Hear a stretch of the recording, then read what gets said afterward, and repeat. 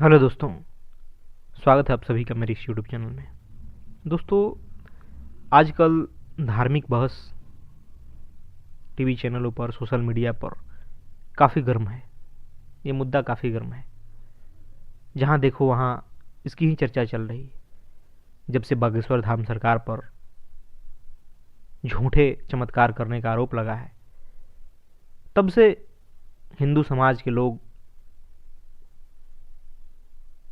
हिंदू समाज के काफ़ी लोग उनके समर्थन में आ चुके हैं।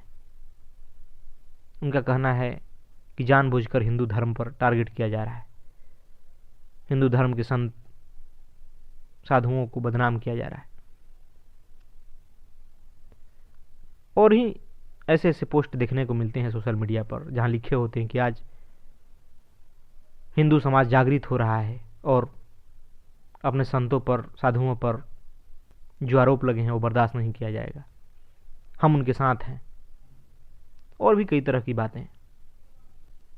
लेकिन क्या ऐसे मुद्दों पर जागृत होकर के हम धर्म का भला कर सकते हैं? क्या इससे कुछ भी धर्म का फायदा है? दोस्तों, ये बहुत ही निचले स्तर के, बिना काम के मुद्दे हैं जिन पे आज हिंदू धर्म के युवा लोग जागृति दिखा रहे हैं। और भी ऐसे मुद्दे हैं जैसे कि जनसंख्या बढ़ाओ, हिंदुओं की जनसंख्या बढ़ाने के लिए 4-4 बच्चे पैदा करो। कितने लोग हैं जो ऐसे व्याख्यान देते हैं बिना यह सोचे कि इस जनसंख्या से देश और दुनिया पे क्या असर पड़ रहा है।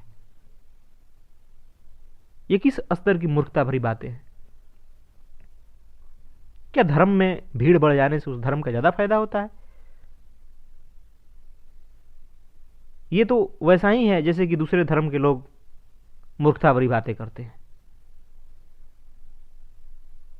तो इन्हें तुलना करना है दूसरों से कि भाई दूसरे धर्म के लोग खूब बच्चे पैदा कर रहे हैं तो हम भी वैसा ही करें। यह धर्म का निचला स्तर है। इससे कभी किसी धर्म का फायदा नहीं हुआ है। भीड़ तो बहुत बढ़ जाएगी, लेकिन उससे कोई फायदा नहीं होने वाला है। और भी ऐसे मुद्दे हैं जहां सभ्यता संस्कृति के नाम पर हम अपनी धार्मिकता दिखाते हैं, हम उसे बचाने के लिए बहुत सारा प्रयास करते हैं। अगर कोई भी हमारे सभ्यता संस्कृति के विपरीत चल देता है या कुछ विपरीत बातें बोल देता है तो हम बेचैन हो जाते हैं। हमें लगता है कि बस हमारा धर्म तो गया, अब तो कुछ रहा ही नहीं। और दोस्तों, ऐसा ही होगा अगर आप अपने धर्म को वास्तव में गहराई से नहीं जानते, नहीं समझते, तो आप हमेशा डरे रहेंगे कि कोई आकर के हमारे धर्म को मिटा ना दे, किसी की बातें हमारे धर्म को खत्म ना कर दे। यह डर उन्हीं लोगों के भीतर होता है जिन्हें धर्म का कुछ पता नहीं है। केवल हिंदू परिवार में पैदा हो जाने से, हिंदू नाम हो जाने से कोई हिंदू धर्म का हो जाता है? लेकिन आज स्थिति यही है कि हम अगर एक हिंदू परिवार में पैदा हुए हैं, हमारा हिंदू नाम है, तो हम हिंदू धर्म के हो गए। न हमें किसी धर्म को, किसी ग्रंथ को पढ़ने की जरूरत है, न समझने की जरूरत है, सत्य क्या है न इसे जानने की जरूरत है, न धर्म के संबंधित बातें जानने की जरूरत है। बस हम हिंदू हैं। हमारे लिए धर्म क्या है जो कि हम समाज में देखे हैं? वहीं व्रत, त्योहार, पूजा पद्धति, तमाम तरह की मान्यताएं, पहनावे, अंधविश्वास, इन्हीं सबको हमने धर्म मान रखा है और हम वो भी वहीं करते हैं। कोई दिख जाता है वैसा करता तो हम उसके समर्थन में आ जाते हैं। लेकिन कभी हम ये जानने की कोशिश ही नहीं करते कि धर्म के केंद्र में है क्या। ये सब बाहरी तत्व है, परिधि पर हैं। जितने भी संस्कार हैं, पूजा पद्धति है या कुछ भी है, ये परिधि पर है, केंद्र में नहीं है। केंद्र में तो सत्य ही होता है। न हम स्वयं को जानना चाहते हैं, न अपने जीवन को, और फिर हम कहते हैं कि हम तो धार्मिक हैं। आजकल देखा जाए तो जो लोग अपने काम में दिन भर मशगूल रहते हैं, उन्हें फुर्सत नहीं है धर्म संबंधी बातों की, लेकिन किसी बात पर, धर्म संबंधित बातों पर अपनी राय जरूर प्रकट करते हैं। लगता है कि कितने बड़े ज्ञानी हैं। दोस्तों, यही सब कमियां, यही सब अंधकार, यही सब अज्ञानता धर्म का विनाश का कारण है।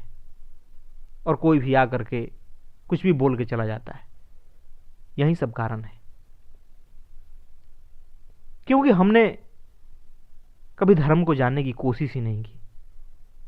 कहने को तो हम हिंदू हैं, लेकिन कभी भी हम धर्म के मूल्य तत्वों को नहीं अपनाते हैं, नहीं वैसा जीवन बनाते हैं। दोस्तों, आजकल सोशल मीडिया पर आपको कमेंट बॉक्स में देखने को मिलेगा, जहां देखो जहां जय श्री राम जय श्री राम। लेकिन ये जो जय श्री राम कहते रहते हैं, क्या उन्होंने कभी राम को, जीवन को पढ़ा भी है, देखा भी है? क्या उन्हें आदर्श के रूप में अपनाया है? नहीं। क्यों नहीं अपनाते? क्योंकि जब उन्हें आदर्श के रूप में अपनाएंगे तो इन्हें बहुत चीज त्यागना पड़ेगा। उनके जैसा साहस अपने भीतर लाना पड़ेगा, प्रेम लाना पड़ेगा, करुणा लानी पड़ेगी, निडरता लानी पड़ेगी। तो आज के जमाने में कौन चाहता है ये सब करना? लेकिन हम बस जय श्री राम के नारे लगाते हैं, जुलूस के रूप में हुड़दंगई करते हैं। इस सबसे कोई शक्ति प्रदर्शन नहीं होता जब तक आपके जीवन में सत्य नहीं आता, जब तक आप जिन्हें पूज्य मानते हैं उन्हें अपने आदर्श के रूप में नहीं ग्रहण करते, उनके जीवन से सीखते नहीं, उनके जैसे गुणों को अपनाते नहीं, तब तक उनके नाम की माला जपने से कोई फायदा नहीं। ऐसी एकजुटता ऐसे तुच्छ मुद्दों पर जुटाने से कोई फायदा नहीं है।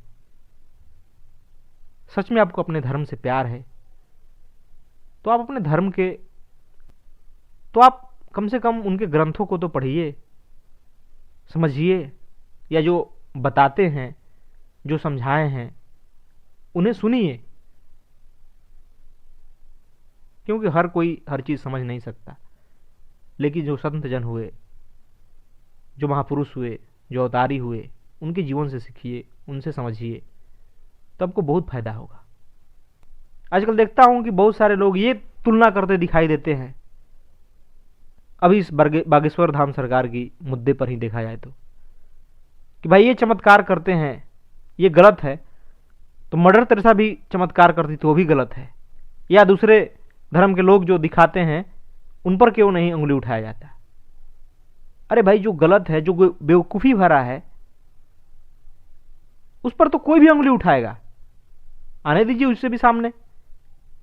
इसका ये मतलब थोड़े है कि दूसरा बेवकूफियां कर रहा है तो मैं जानबूझकर वैसे बेवकूफियां करूंगा। इसका कतई ये मतलब नहीं है। और इसी तरह से देखा जाए तो हमने त्योहारों का भी गलत अर्थ लगा लिया है।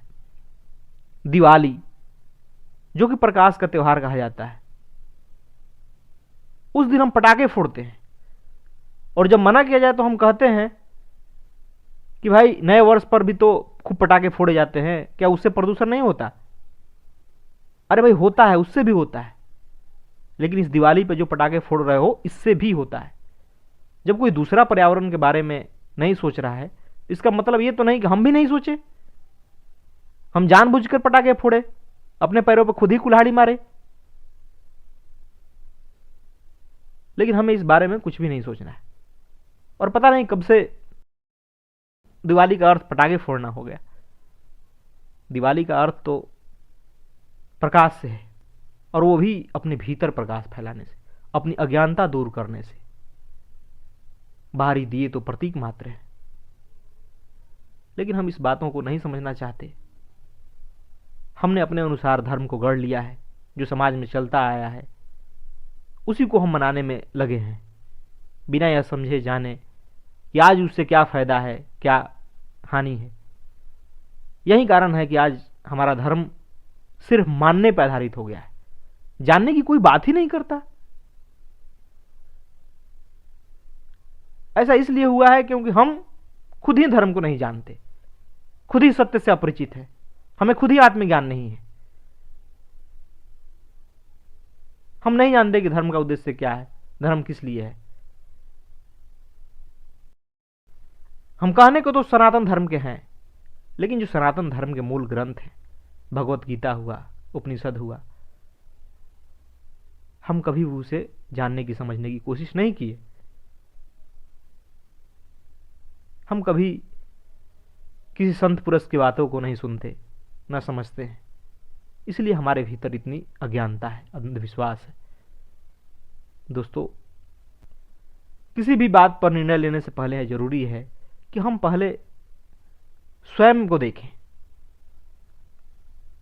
हम देखें कि अगर कोई उंगली उठा रहा है तो क्या सच में वो हमारे भीतर कमी है, हम उन कमियों को दूर करने की कोशिश करें, तभी हमारा समाज वास्तव में जागृत कहलाएगा। धन्यवाद दोस्तों।